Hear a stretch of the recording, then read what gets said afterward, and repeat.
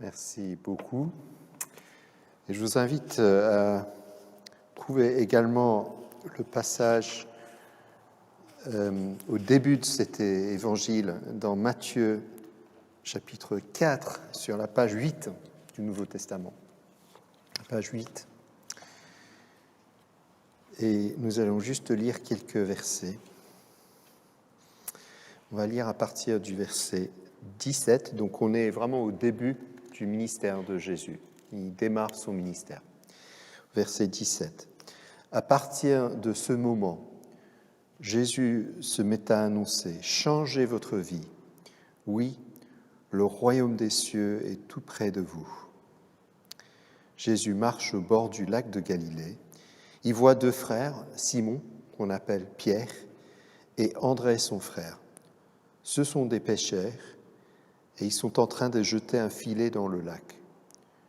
Jésus leur dit, « Venez avec moi, et je ferai de vous des pêcheurs d'hommes. » Aussitôt, ils laissent leur filet, et ils suivent Jésus.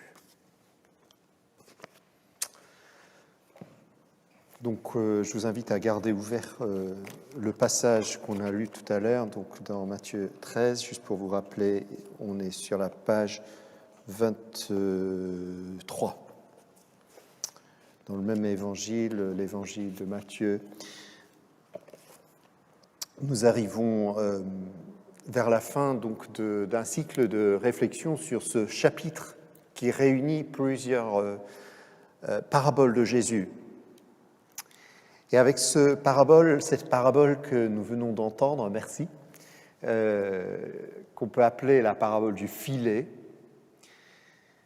nous concluons toute une série d'enseignements sur le royaume de Dieu, de la bouche de Jésus. Et cette petite parabole, elle est inhabituelle pour deux raisons. Tout d'abord, elle est surprenante parce que, vu le nombre de fois dans les évangiles qu'on a une référence aux pêcheurs, ceux qui font de la pêche, ceux qui jettent leur filet. Rappelons-nous que tous les premiers disciples, c'était des pêcheurs. C'est très étonnant que ce soit ici la seule parabole de Jésus qui concerne la pêche. La seule. Il n'y en a pas d'autres. Il passe beaucoup de temps à parler des maisons, à parler de l'agriculture, on l'a vu avec le semeur, etc. Mais c'est la seule parabole dans tous les évangiles qui concerne la pêche. Étonnant. Peut-être parce qu'il savait qu'il était avec des pêcheurs, donc il ne voulait pas trop s'avancer sur un terrain comme ça. Après tout, sa formation professionnelle, c'était charpentier. C'était un homme qui travaillait le bois, mais ce n'était pas un pêcheur. Donc peut-être qu'il savait que là, dans cette zone-là, ses disciples, pour une fois, avaient plus de connaissances que lui. Mais clairement, là, il y a quelque chose d'important. C'est la première chose. La deuxième chose qui nous surprend un peu en entendant cette parabole, c'est qu'elle est accompagnée d'une explication. Je ne sais pas si vous l'avez noté. Nous avons une parabole qui concerne donc des pêcheurs, etc., etc. Et puis tout de suite après, un verset qui nous explique le sens. Nous l'avons eu déjà avec une parabole précédente dans ce chapitre, la parabole de la mauvaise herbe, de la semence semée, et puis pendant la nuit, l'ennemi qui vient, qui sème de la pagaille, et puis ça fait germer du bon et du mauvais en même temps. Et Jésus explique. Très intéressant parce que les autres paraboles dans ce chapitre concernent non seulement le royaume de Dieu, parce que tout tourne aussi ici autour du royaume des cieux, mais concerne la croissance du royaume dans le présent. Pensez un instant, on a le semeur, on a aussi la graine de moutarde, vous vous en souvenez ? On a la levure. On a ces paraboles qui, de la bouche de Jésus, parlent de la réalité aujourd'hui du royaume. Mais nous avons deux paraboles, et c'est les deux qui sont expliquées, où Jésus donne un sens très précis. une parabole au début, une autre parabole à la fin, qui concerne l'avenir du royaume. Le royaume n'est pas simplement une vérité, une réalité qui grandit sous nos yeux dans notre vécu, c'est aussi une réalité qui a une fin, un avenir, une destinée, une direction. Nous voici donc devant la deuxième de ces deux paraboles qui concerne la fin. Et qu'est-ce qu'il dit Jésus ? Eh bien, il parle donc de pêcheurs qui jettent un filet. C'est un grand filet, on appelle ça une seine. C'est un filet énorme qui traîne et qui ramasse tous les poissons qui sont là. Et après, force est de constater qu'il faut faire un tri entre les poissons pour garder les bons, pour jeter les mauvais. Apparemment, les commentateurs nous disent qu'il y avait à l'époque à peu près 24 sortes de poissons dans la mer de Galilée. Et ce grand filet dont il est question ramène tout. Du coup, après la pêche, il faut faire le tri. Faire le tri, oui, pour enlever les poissons pourris, mais ce n'est pas principalement le sens du tri. Le sens ici du tri, c'est de faire le tri entre les poissons qu'on peut manger et les poissons qu'on n'a pas le droit de manger selon la loi. Parce que les pêcheurs ne vont pas garder les poissons qui sont interdits. Donc ce n'est pas juste entre les poissons morts et les poissons vivants, non, c'est entre les sortes de poissons. Voilà pour la parabole. Qu'en est-il pour le sens que Jésus en donne ? Eh bien, il est très clair là, Jésus explique.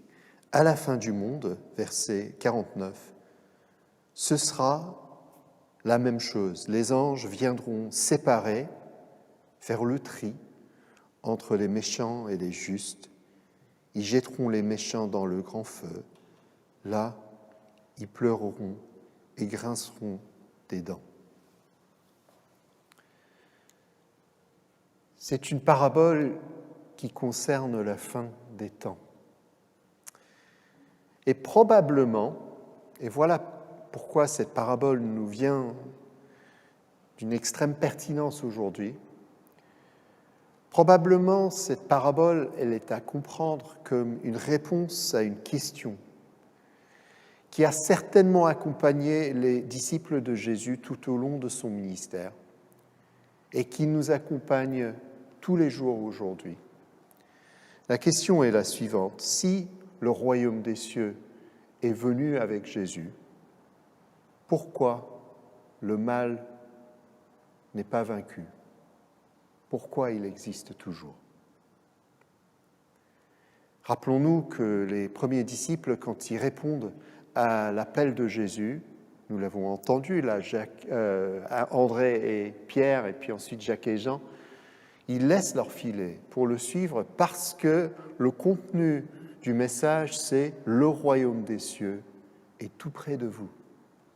Et dans la pensée juive, le royaume des cieux, c'est le moment ultime où Dieu va vaincre le mal. Il va remettre les choses à leur place. Ce sera le moment de shalom, ce sera le moment de justice, ce sera le moment d'équité, le moment où Dieu remettra les choses à leur place.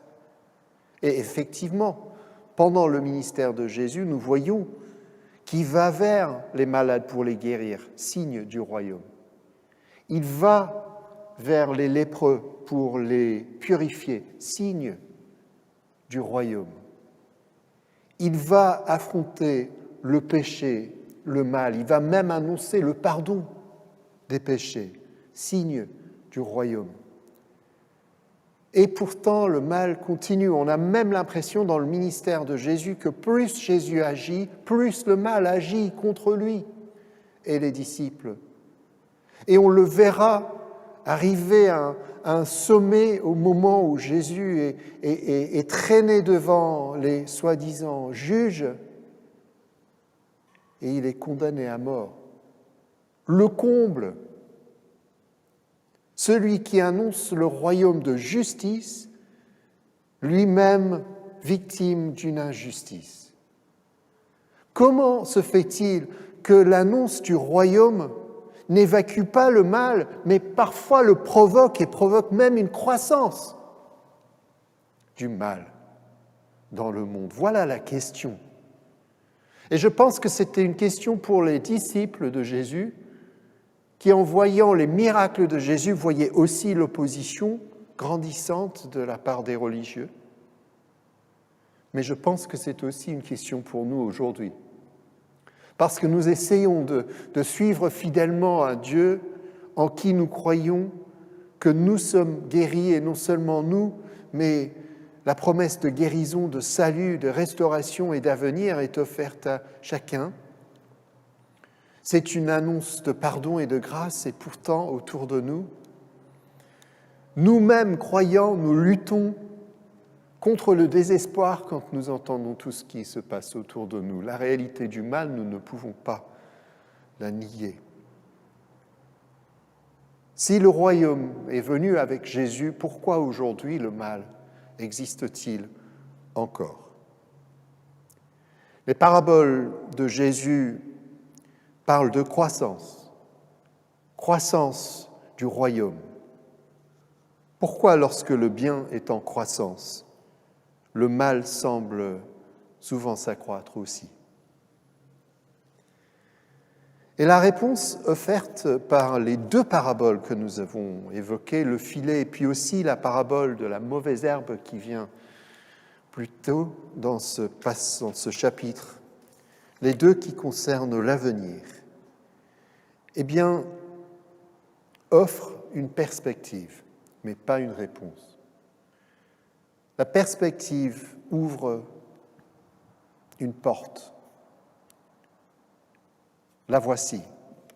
La réalité du mal, on ne la comprend pas, mais on la constate. Mais on constate également que le mal n'existera pas toujours. Qu'il y aura un moment de séparation. Il y aura dans l'économie de Dieu un moment où le bien l'emportera sur le mal, où le mal sera définitivement détruit, où il sera séparé du bien. Il y aura un moment où les espérances qui sont en nous arrivent à leur accomplissement. Croire en Jésus n'est pas simplement croire contre toute évidence que quelque chose qui ne se fait pas se fera un jour, non. C'est la différence entre l'espoir et l'espérance. L'espoir, c'est un souhait. L'espérance, c'est une certitude. Un jour, le mal sera évacué. Il y aura une séparation, il y aura un tri. Voilà le sens de la parabole de Jésus. Et ce triage, viendra sous forme de jugement. Il y aura un jour de jugement. Alors, c'est vrai que parler du jugement et du jugement dernier, en général, le jugement dernier n'a pas bonne presse. On n'aime pas penser à Dieu, le juge.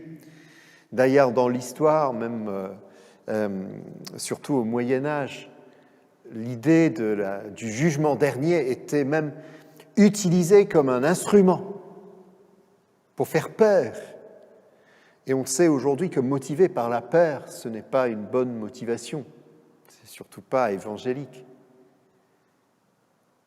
La réalité, c'est que quand nous voyons et nous entendons cette parabole de Jésus et celle aussi de la mauvaise herbe, et quand nous voyons tout le ministère de Jésus dans son ensemble, l'annonce d'un jugement dernier est une très, très bonne nouvelle. C'est une bonne nouvelle pour plusieurs raisons. C'est une bonne nouvelle parce que c'est affirmé qu'il y aura un jugement. Donc, il y aura une justice. Quand on est victime d'une injustice, on a besoin de savoir que ce n'est pas arbitraire, que ce n'est pas simplement le destin, qu'il y a un sens qu'il y aura un moment. Quand on est victime d'une injustice, on va vers le juge et on crie et on attend la justice. Tu attends, toi, victime d'une injustice, comparaître devant un juge pour qu'il rende justice, pour que tu sois libre, pour que tu reçoives ce qui t'a été enlevé. C'est dans ce sens-là qu'il faut comprendre les textes de jugement dans l'Ancien Testament. Pour le peuple de Dieu, entendre que Dieu était un juge, c'était une bonne nouvelle, parce que eux, même peuple, avaient été victimes d'injustice. Rappelons-nous, ils avaient été pris en esclavage en Égypte. Ils ont été dans le feu, littéralement, de l'exil à Babylone. On leur a tout enlevé. Et pour ce peuple meurtri, chassé par l'agresseur, exilé, affaibli, savoir que Dieu était non seulement un juge, mais un juge juste, et qu'un jour il y aurait un jugement contre le mauvais, c'était une très bonne nouvelle. Et aujourd'hui, j'ai envie de dire que pour nous chrétiens, croire à un jugement de la part de Dieu, c'est une bonne nouvelle. Quand on regarde le monde, on voit l'injustice de la guerre. On voit la violence. On voit la haine, le rejet, l'opposition, l'esclavage, le trafic d'êtres humains, la persécution. Si tout ça, c'était juste arbitraire, s'il n'y avait pas de sens du bon et du mauvais, s'il n'y avait pas de promesse d'une justice quelque part, à quoi bon croire ? Le fait de croire à un jugement dernier, c'est une bonne nouvelle.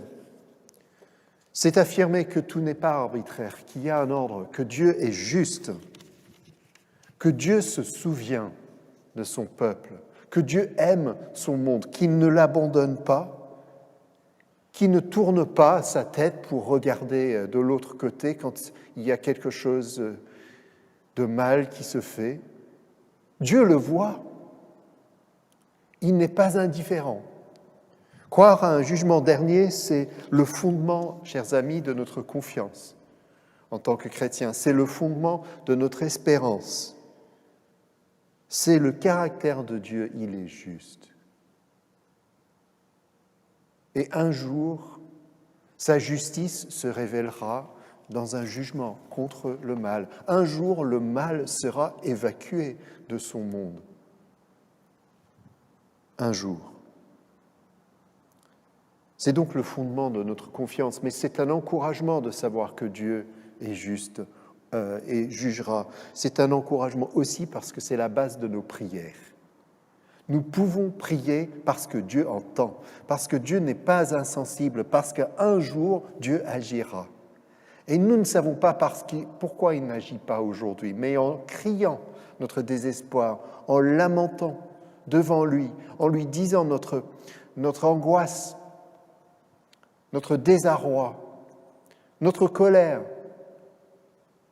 nous disons aussi notre confiance en un Dieu qui, un jour, manifestera sa justice devant tous. Et ça nous permet, dans notre prière, de remettre nos peines à lui, sachant que le juge dans cette affaire n'est pas nous, mais c'est lui. Ce n'est pas à nous de juger. Le jugement viendra au moment voulu par lui, à la fin des temps. Et du coup, c'est un encouragement aussi pour nous de savoir qu'il y a un jugement, parce que ça peut motiver notre action aujourd'hui. Puisque Dieu jugera, nous pouvons pardonner. Pardonner, ce n'est pas faire comme s'il n'y avait pas d'injustice. C'est reconnaître qu'un jour, Dieu jugera. Donc nous pouvons remettre nos peines, nos injustices, notre sentiment de colère entre ses mains, sachant que lui jugera. Il ne va pas faire semblant, il ne va pas oublier, il va juger. Ce n'est pas à nous, nous sommes libérés de ce fardeau-là. Du coup, nous pouvons vivre la liberté des enfants de Dieu. Voilà pour l'encouragement. Un jour, Dieu jugera. Le mal n'est pas là, à l'infini, de manière permanente. Un jour, Dieu l'évacuera. C'est donc un encouragement, cette parabole. Mais la parabole est aussi un avertissement. J'aimerais juste dire quelques mots là-dessus avant de terminer, parce que vous avez remarqué peut-être que la parabole se termine sur un avertissement, ce qui se passe contre les méchants. Ce jugement ne sera pas un tour de plaisir. C'est grave, c'est réel.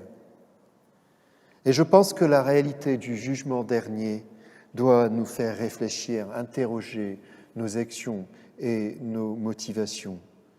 C'est un rappel que toute action a des conséquences. C'est un rappel que nous sommes tous redevables devant Dieu.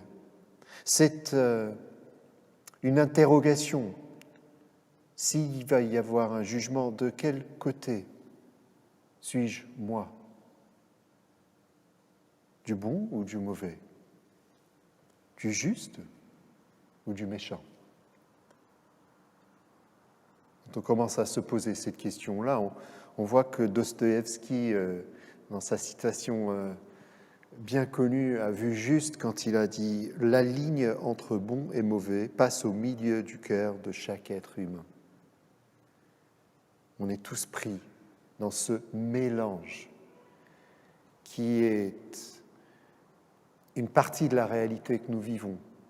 Si Jésus dit cette parabole, c'est pour nous rappeler qu'il y aura un jour un jugement, mais qu'aujourd'hui les choses sont mélangées. Et malheureusement, ce mélange, il est même en nous. C'est le sens même de la parabole. Quel avenir pour nous alors? Eh bien, c'est là où, si nous interrogeons un peu plus cette parabole, il y a quand même une bonne nouvelle. Les mots choisis par Jésus pour parler du bon et du mauvais, en grec, sont les mêmes mots employés par Jésus pour parler du bon et du mauvais fruit qui apparaissent dans la vie.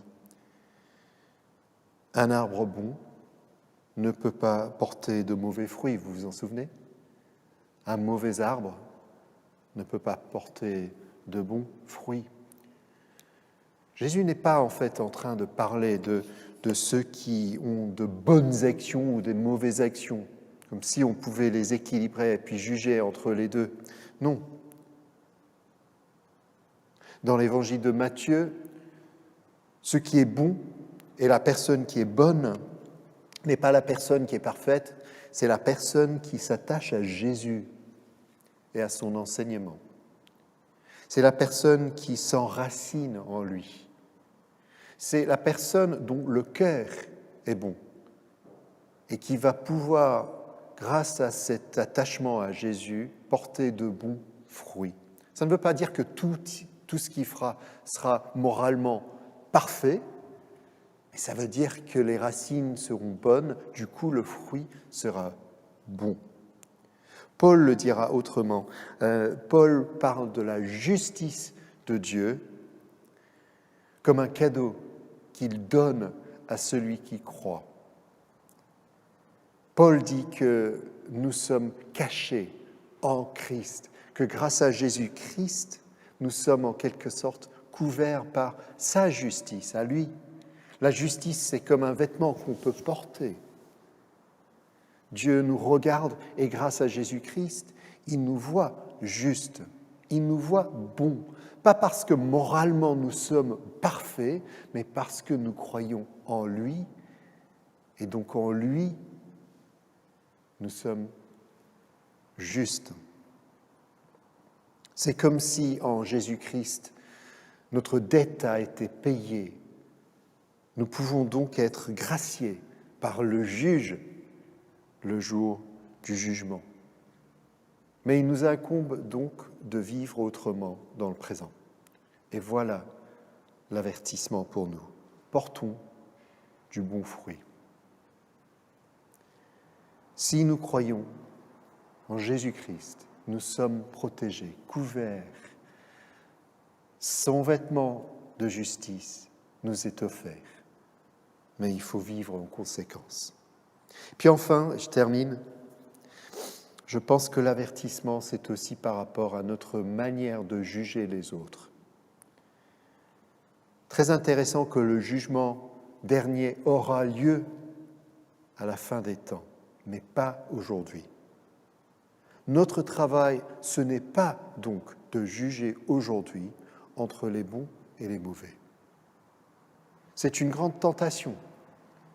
Mais notre travail, c'est plutôt de chercher à sauver, à aider, à tirer un maximum de poissons dans ce grand filet pour que le jour venu, Jésus puisse faire le tri, pas nous. À nous donc d'ouvrir les bras et d'accueillir tout le monde, quelle que soit sa motivation, quelle que soit sa vie. Comme Jésus accueillait les foules, sachant très bien qu'ils étaient mélangés, que certains croyaient et d'autres pas. Mais son filet était large et grand. Et il voulait attirer tout le monde à lui. Je termine avec un petit verset que j'ai trouvé utile dans le livre de Jude, que nous lisons rarement. Jude, qui n'est en fait qu'un chapitre, un seul chapitre. Et il y a là un petit verset, Jude 21, qui dit ceci: « Restez dans l'amour de Dieu, mettez votre confiance en notre Seigneur Jésus-Christ. Dans sa bonté, il vous donnera la vie avec Dieu pour toujours. Ayez pitié de ceux qui n'ont pas une foi solide. Sauvez-les en les éloignant du feu du jugement. » Voilà notre tâche aujourd'hui. Ce n'est pas de juger, mais de sauver. Ou pour reprendre les paroles de Jésus, nous sommes appelés à être des pêcheurs d'hommes. Amen.